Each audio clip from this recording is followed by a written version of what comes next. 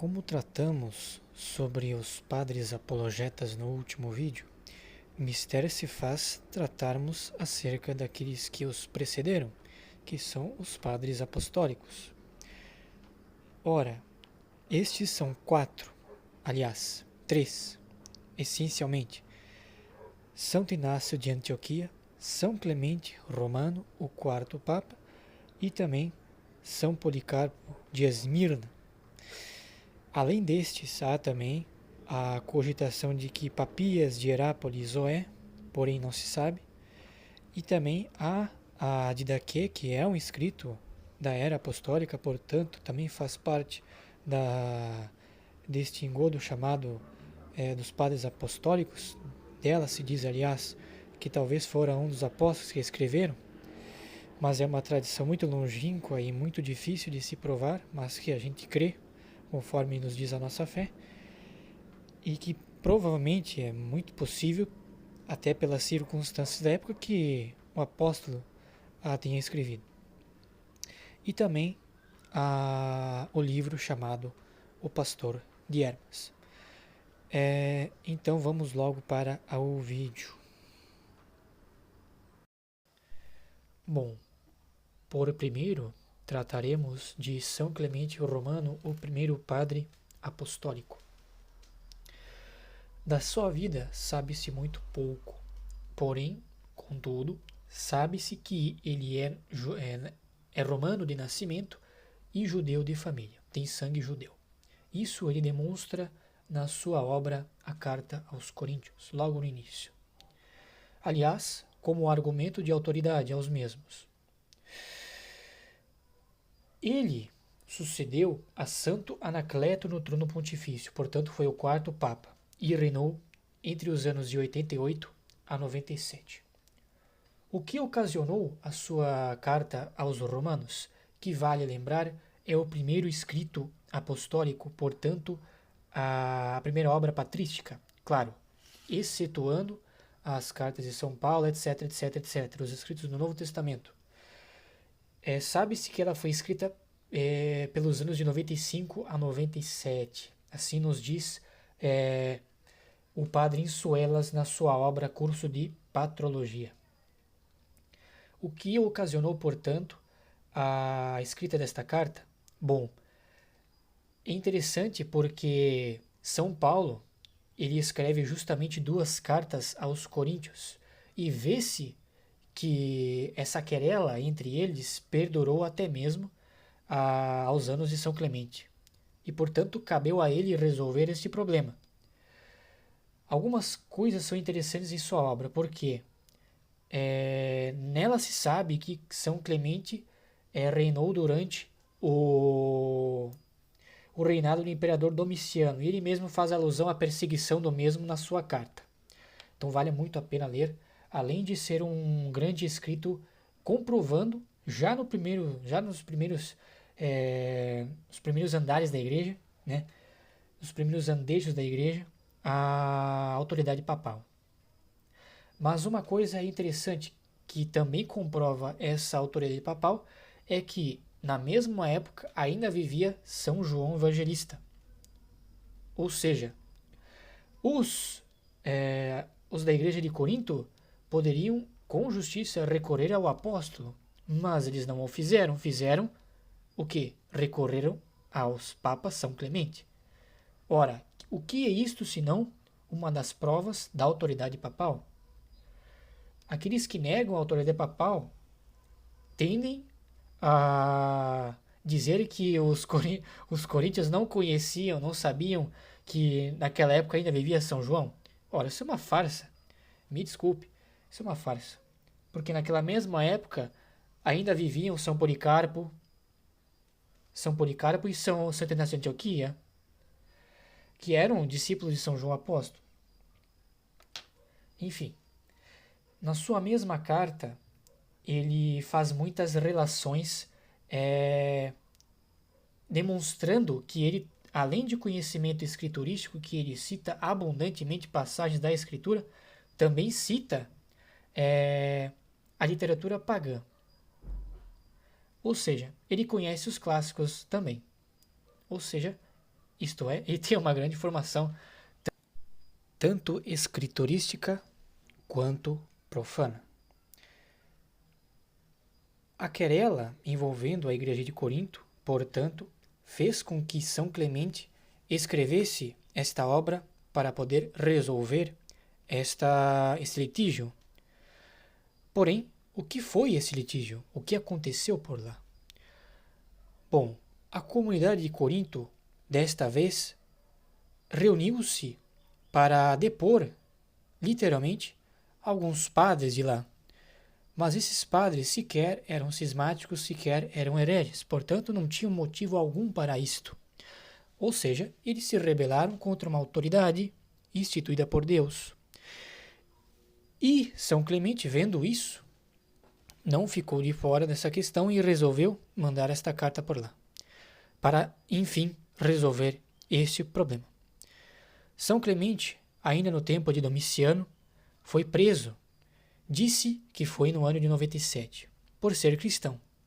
Ele foi desterrado na Crimeia, onde, por seu grande apostolado, converteu muitos carcereiros e presos. Ele foi atirado no mar já no tempo de Trajano, foi atirado ao mar com uma âncora no pescoço. O seu corpo foi recolhido por São Cirilo e São Metódio, olha só que interessante, e foi levado a Roma, aonde atualmente ele jaz na igreja dedicada a ele no bairro Lateranense. O segundo padre apostólico o qual trataremos é Santo Inácio de Antioquia. Esse que eu considero um dos mais importantes. É sensacional ler as suas cartas e é de uma edificação gigantesca. Então, Santo Inácio, ele foi o terceiro bispo de Antioquia. Ele sucedeu Santo Evódio e Santo Evódio que sucedeu a São Pedro.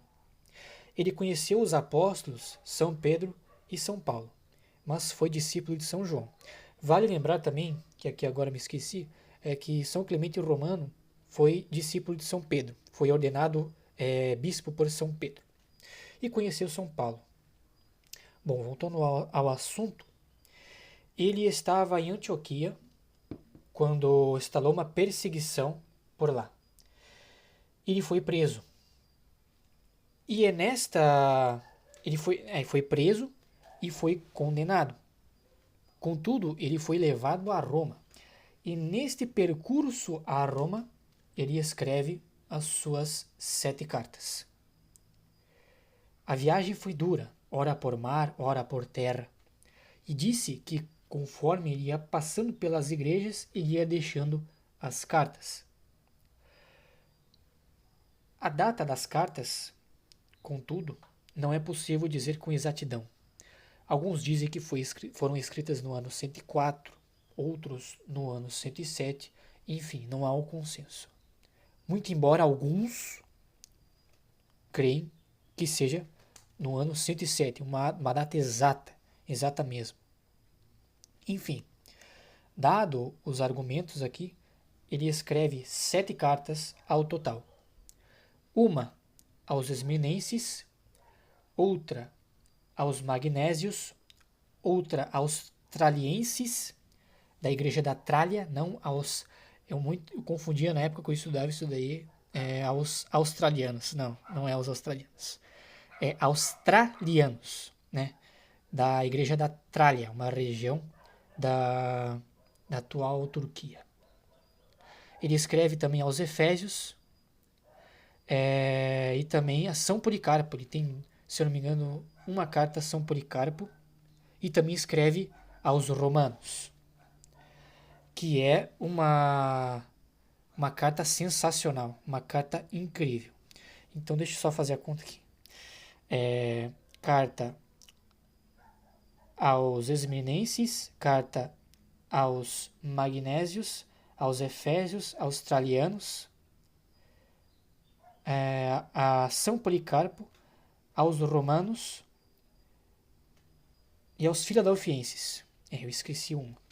E aos Filadelfienses. Peço perdão aí, mas de memória a gente tem que treinar bastante. Enfim, vamos à primeira carta, tentar fazer uma síntese sobre ela. Na carta aos Esminenses está uma das declarações mais sensacionais, mais interessantes sobre a nossa fé católica.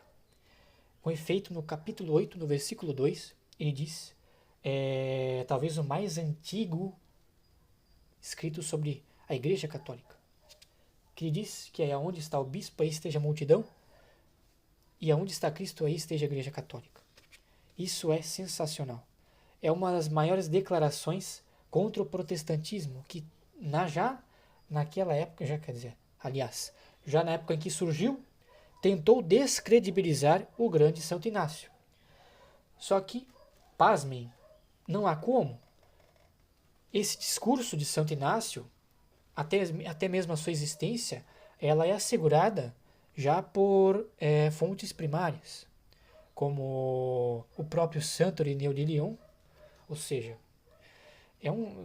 é absurdo descredibilizar o nosso grande Santo Inácio. E também Eusébio de Cesareia. Ele também escreve, já nesta carta, contra os docetas, que é uma heresia de teor gnóstico que que descaracterizava, que negava a encarnação do nosso Senhor Jesus Cristo. Eles diziam, basicamente, que nosso Senhor Jesus Cristo fez-se parecer, encarnar-se, fez-se parecer, que ele fez parecer-se também morrer numa cruz. Contudo, isso não era uma verdade, ele apenas fez-se parecer, né? Que vem um verbo grego, né? Os docetas vêm do verbo grego dokeos, que ele parece apenas. Ou seja, é uma fantasia, literalmente. Quem pregou essa heresia foi o Basíliades. E Santo Inácio de Antioquia, já na sua carta aos Esminenses, muito provavelmente aquela região já era atribulada por essa heresia, ele faz um dos maiores discursos a favor da Eucaristia. É interessante notar que essa carta ela é uma carta catolicíssima, e é um dos maiores discursos a favor de nossa fé já no início da igreja. Isso é sensacional. Isso aqui é o seu discurso sobre a Eucaristia contra os docetas. Ele escreve isso na carta aos Esminenses, no capítulo 7, no versículo 1, entre aspas. Eles se afastam da Eucaristia e da oração, porque não professam que a Eucaristia é a carne de nosso Salvador, Jesus Cristo, que sofreu por nossos pecados e que na sua bondade o Pai ressuscitou. Aos Efésios, ele chama a Eucaristia de remédio de imortalidade, antídoto para não morrer, mas para viver em Jesus Cristo para sempre. Olha só o quão óbvio é as palavras de Santo Inácio de Antioquia. E há aqueles que a negam. É incrível mesmo, a incredulidade do povo. Além de Santo Inácio escrever sobre a hierarquia católica, sobre a unidade da igreja, e também de que a fé católica não é a fé do livro, como ele escreve, ele também faz um discurso aos romanos, que vale a pena situar aqui. Conforme Santo Inácio de Antioquia era levado ao Coliseu, onde ele seria martirizado, os romanos, a igreja de Roma, quis livrar ele deste suplício.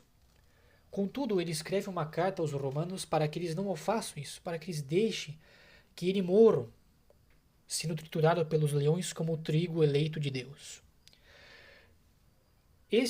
Esta carta aos romanos ela também contém uma prova acerca da primazia petrina, e eu vou-la demonstrarei. Para isto, antes é necessário que os senhores peguem todas as cartas de Santo Inácio e leiam a introdução que ele faz às demais igrejas e comparem com a introdução que ele faz à igreja da carta aos romanos. Eu vou lá lerei aqui agora. Inácio, também chamado Teóforo, a igreja que recebeu a misericórdia por meio da magnificência do Pai Altíssimo e de Jesus Cristo, seu Filho único.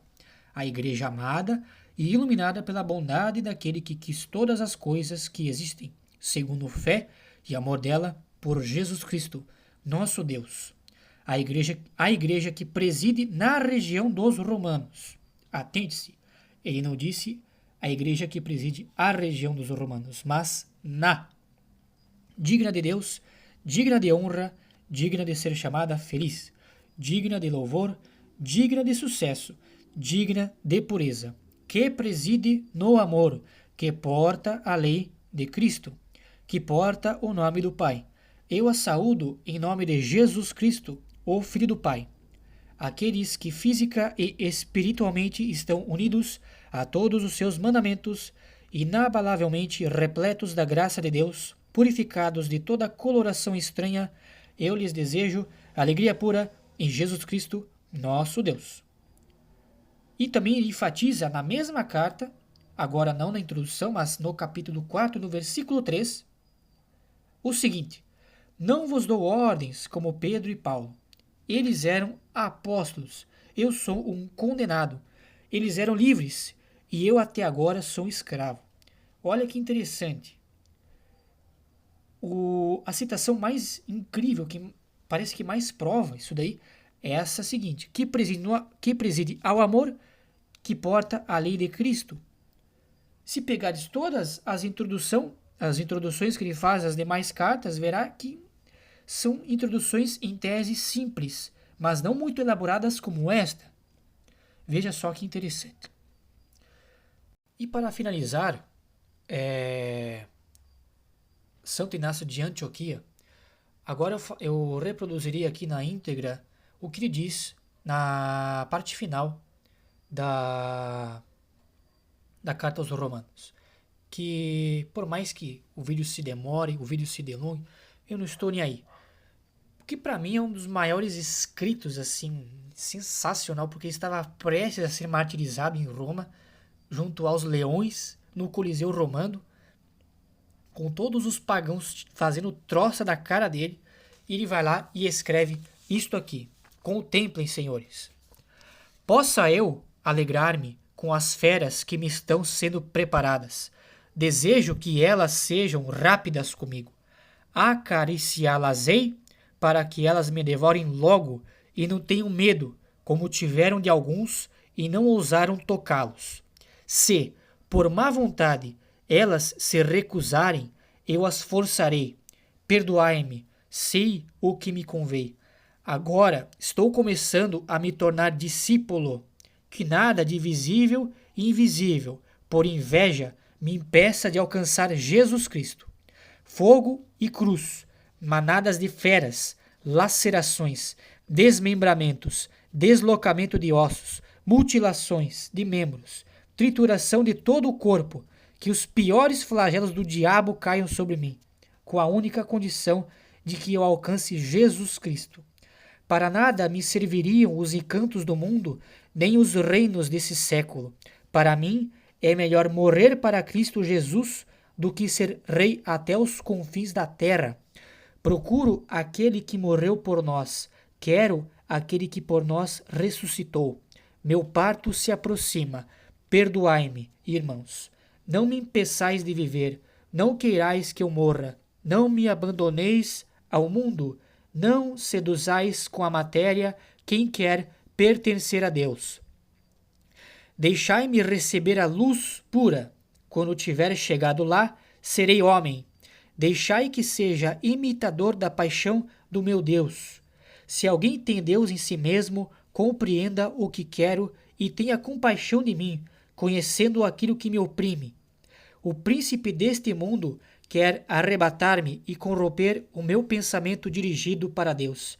Que ninguém dos que aí estão presentes o ajude.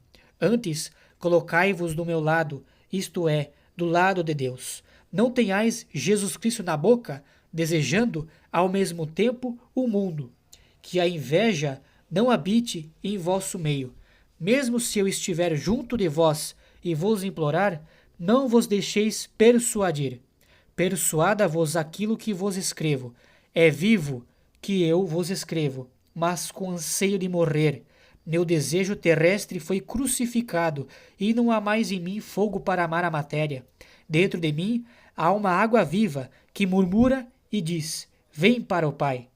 Não sinto prazer pela comida corruptível, nem me atraem os prazeres desta vida. Desejo o pão de Deus, que é a carne de Jesus Cristo, da linhagem de Davi, e por bebida desejo o sangue dele, que é o amor incorruptível. Não quero mais viver conforme os homens. Se quiseres, assim o será. Desejai isso, para que também vós possais ser amados por Deus. Eu vou-lo peço em poucas palavras. Crede em mim. Jesus Cristo vos manifestará que estou falando sinceramente. Ele é a boca que não mente, pela qual o Pai verdadeiramente falou. Rogai por mim, para que eu alcance a meta. Não vos escrevi segundo a carne, mas conforme o pensamento de Deus. Olha que incrível. E assim nós encerramos Santo Inácio de Antioquia. Ainda mais um. Bom, agora nos resta falar sobre São Policarpo de Esmirna. Com efeito, ele foi discípulo de São João Evangelista. Ele conheceu Santo Inácio de Antioquia, que, aliás, Santo Inácio escreve uma carta a ele, e é este justamente, segundo Eusébio de Cesareia, e o mesmo Santo Irineu de Lyon, conforme eu vou citar aqui daqui a pouco o relato de Santo Irineu de Lyon, que foi discípulo dele, a igreja dos Filipenses envia-lhe uma carta pedindo para que São Policarpo de Esmirna lhes enviasse uma cópia das cartas de Santo Inácio de Antioquia.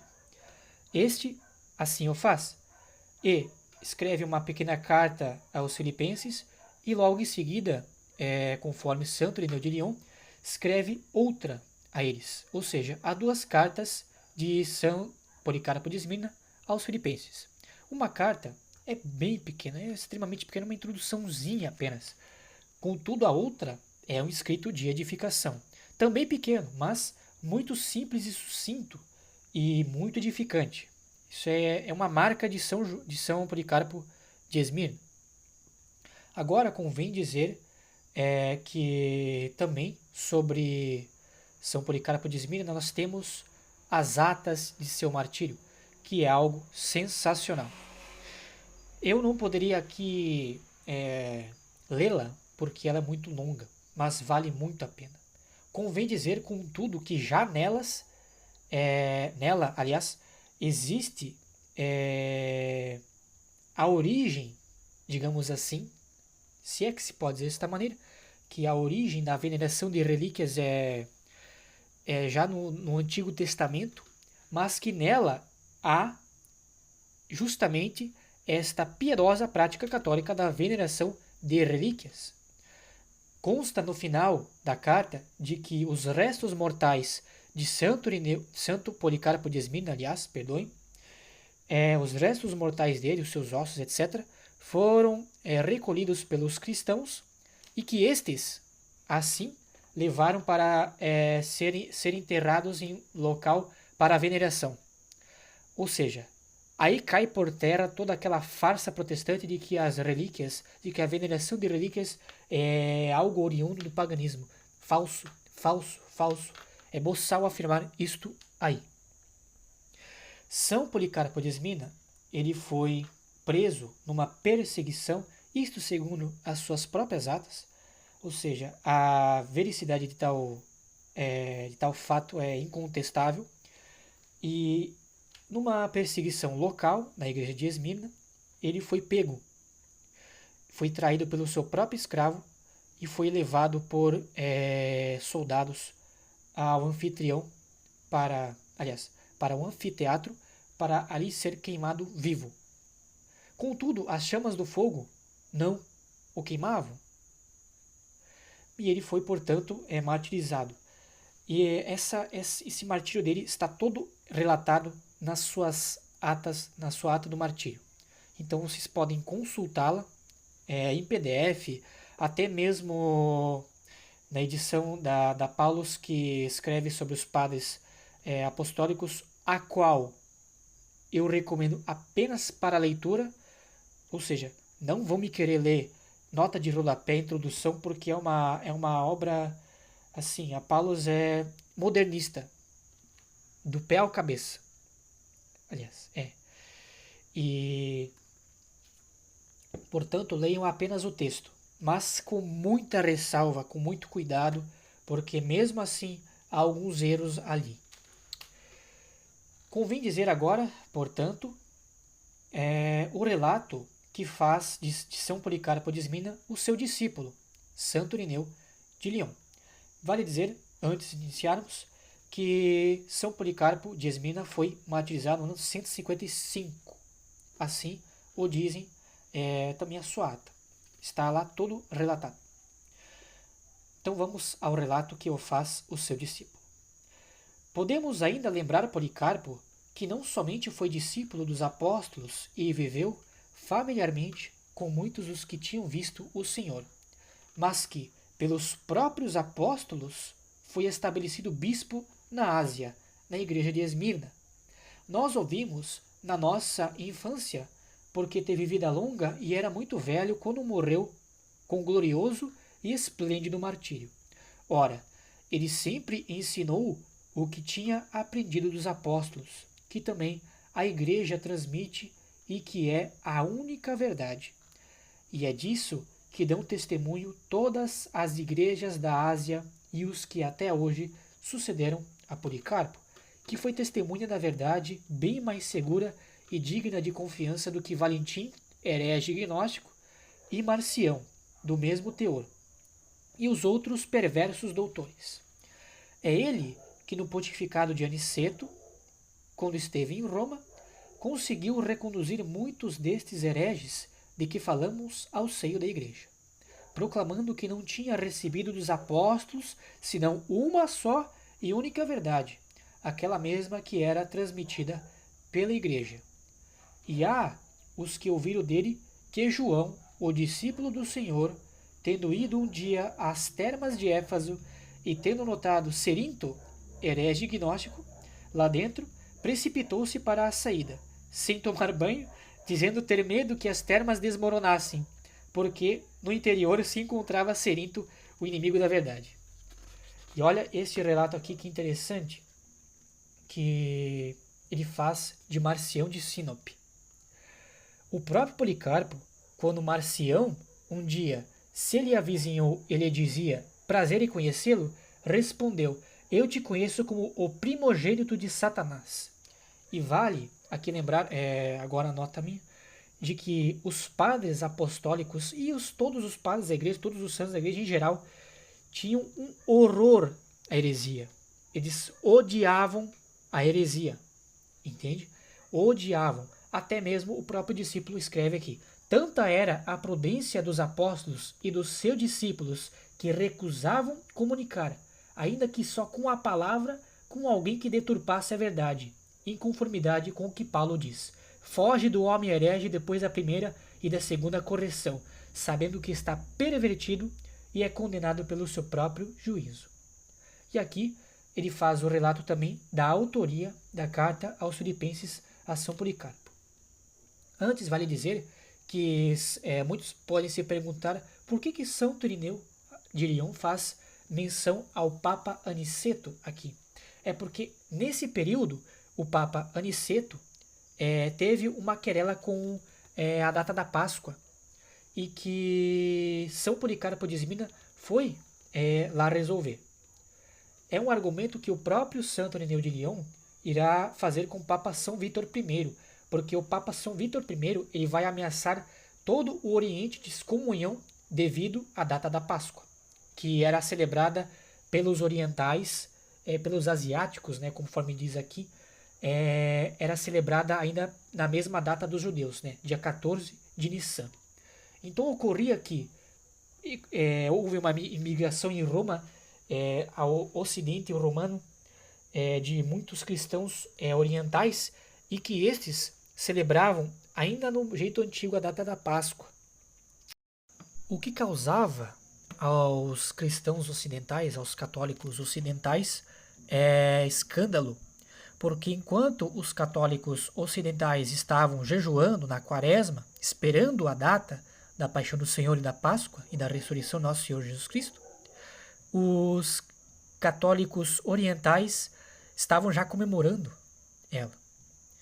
E o Papa ameaçou de excomungar todo o Oriente. Quem foi importante, quem foi peça-chave nesta querela foi o Santo Irineu de Lyon, utilizando justamente o argumento de São Policarpo de Esmirna. Explicado o contexto, voltamos, portanto, ao assunto. Existe também uma carta importantíssima de Policarpo aos Filipenses, na qual os que desejam e se importam com a sua salvação podem conhecer as características da sua fé e a pregação da verdade. Também a igreja de Éfeso, que foi fundada por Paulo e onde João morou até os tempos de Trajano, é testemunha verídica da tradição dos apóstolos. Isto, Santo Irineu de Lyon escreve na sua magnânima obra, a qual nós trataremos futuramente, que é o Adversus Heresis, no livro 3, no capítulo 4, capítulo 3, livro 3, capítulo 3. Agora nós vamos, portanto, tratar sobre Papias de Hierápolis e também o livro A Grande Obra, Pastor de Hermas e também a Didaqué. Resta-nos dizer também que Papias de Hierápolis, ele provavelmente viveu e escreveu a sua obra entre 70 depois de Cristo e 140. Vale também fazer uma pequena correção de um erro que eu cometi. Ele atribui os evangelhos a Mateus e a Marcos, não a Mateus e a Lucas. E, portanto, Santo Irineu de Lyon faz a atribuição a Lucas e a João, e não ao contrário, como eu falei. É dele também a citação de que ele prefere escutar a palavra dos apóstolos vindo oralmente de seus discípulos do que lendo nas Sagradas Escrituras. O que corrobora com o argumento que Santo Irineu de Lyon faz também no seu livro 3 de Contra as Heresias, na qual ele diz: muitos povos bárbaros que creem em Cristo se atêm a esta maneira de proceder sem papel nem tinta. Levam a salvação escrita em seus corações pelo Espírito. Guardam escrupulosamente a antiga tradição, creem num só Deus, Criador do céu e da terra, e de tudo o que está neles, e em Jesus Cristo, Filho de Deus. Isso é interessante, o que confirma, mais uma vez, a santa tradição da Igreja. Resta-nos agora falar sobre o controverso personagem chamado Papias de Hierápolis. Essa controvérsia é devida ao fato de que muitos negam de que ele era de fato um padre apostólico. E outros dizem que sim. Um dos que dizem que não é Eusébio de Cesareia, que faz na sua obra História Eclesiástica uma grande coletânea de fragmentos da obra de Papias de Hierápolis, chamada Explicação das Sentenças do Senhor. E essa controvérsia é devida ao fato de que Papias de Hierápolis foi discípulo de um tal de João o Presbítero. Ora, na obra mesma de Papias de Hierápolis, ele trata os apóstolos como sendo presbíteros do Senhor. O que levou muitos a entenderem de que este João tratava-se do João, de São João Evangelista. Contudo, Eusébio de Cesareia não pensa assim. Ademais, o próprio Eusébio diz que, devido à doutrina de Papias, ele era ingênuo e também ignorante. Embora a obra dele esteja muito bem escrita, o próprio Eusébio o confirma. é interessante dizer que também Irineu de Lyon, Santo Irineu de Lyon, faz citação da obra de Papias no seu livro 5 de Adversus Héreses. Papias de Herápolis foi um dos primeiros que defendeu o milenarismo, ou seja, de que na vinda de nosso Senhor Jesus Cristo, este reinaria por 1000 anos na terra, ou seja, o seu reino seria terrestre. E depois viriam o julgamento final e etc, etc. Mas é interessante dizer que Papias de Herápolis fora o primeiro a atribuir os evangelhos a seus respectivos donos. Ele sendo o de Mateus e o de Lucas. O que nos dá uma argumentação sensacional, pois quando lemos os evangelhos, vemos que nos evangelhos nenhum dos apóstolos se auto-intitula escritor daquele evangelho. O que é necessário, portanto, que alguém tenha feito? Este é Papias de Herápolis, com os evangelhos de Mateus e de Lucas. Os dois restantes, o de Marcos e o de João, foram nomeados por Santo Irineu de Lyon, o que, portanto, nos dá uma argumentação sensacional a favor da tradição da Igreja. Enfim, nos sobrou agora para falar a Didaqué, que é um dos escritos mais sensacionais também na patrística. Ela é carinhosamente chamada de Instrução dos 12 Apóstolos, porque, como eu disse no início do vídeo, há uma tradição muito antiga da Igreja que atribui a autoria da Didaqué a um dos apóstolos, ou aos 12 mesmos. É o mais antigo catecismo da Igreja. Ela foi, com efeito, talvez o primeiro escrito patrístico. Mas isso não se contradiz com o que eu disse acerca da carta aos Coríntios de São Clemente I? Não. É que a Didaqué não se sabe quando, o ano exato em que ela foi escrita. Por isso, muitos cogitam de que ela foi escrita nos anos 70 depois de Cristo. Outros até dizem que ela foi escrita lá pelos anos 80 e 100. O que é mais crível do que o argumento de que ela foi escrita pelos anos 70. Mas, enfim, crê-se, portanto, de que ela foi escrita nos anos 70 até os anos 100, por causa justamente do conteúdo dela, que se assemelha muito à vivência da Igreja nesta época.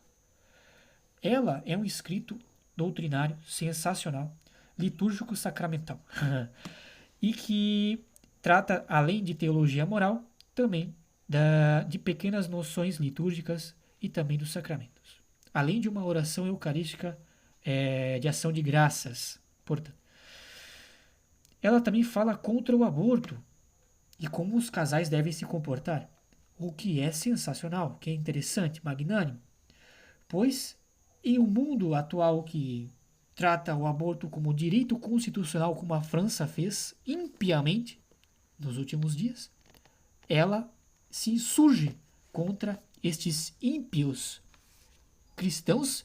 Sim, há aqueles que dizem cristãos e defendem essa atrocidade e tentam se valer de bases históricas para isso. Eu digo, olhem a carta, leiam a Didaqué, estudem ela. Verás também que a mesma diz que é para nós conservarmos as tradições. Em uma época na qual nós vivemos de uma profunda crise de fé, mesmo na Igreja, que advém do Concílio Vaticano II, a própria carta de Didaqué nos dá as respostas, que será corroborada mais tarde por São Vicente de Lerins, que nós devemos conservar as tradições, crer naquilo que sempre foi crido por todos e em todo lugar. Assim eu encerro o meu vídeo e peço para que os senhores compartilhem-no e salvem-no, além de curtirem-no. Salve Maria. Deus vos abençoe.